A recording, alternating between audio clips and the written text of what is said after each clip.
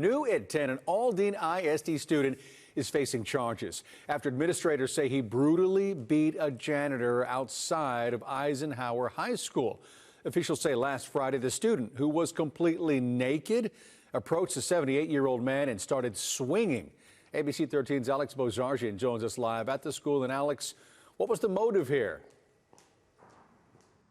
None that we know of. The janitor says he was just working outside. He noticed this student completely naked coming towards him. He figured he needed help, but the student goes up to him and says, "Hey, will you let me into the building?" Well, he didn't know what the student's intentions were, so he said no. And once he said that, the student started swinging, and he credits his survival of this entire incident to essentially playing dead until the student gave up. It was a monster that touched him because he was so hurt. Martina Galvez says it's unbearable to see her husband in this condition. She says he sustained these injuries at Eisenhower High School, where he works as a janitor. You need EMS at Eisenhower. You notified them already. In reference to what? That's Aldine ISD police officers over the radio after Simon Galvez called for help. He says a student came up to him outside the school while he was picking up trash and asked to be let inside the building. The student, he says, was completely naked. And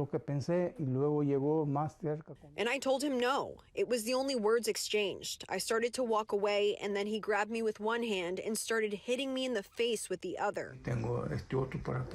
Galvez is 78 years old, and he says despite his best efforts, he stood no chance against the young man. After the last blow, he started to choke me. He put both hands around my neck, and here you can see the marks.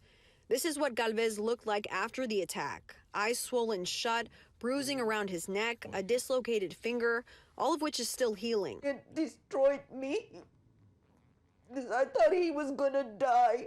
That's what I say when I saw him. I said he's gonna die.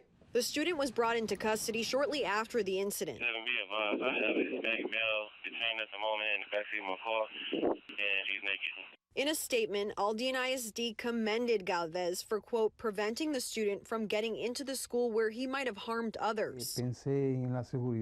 I was just thinking about the security of the school, and I put my life at risk for it.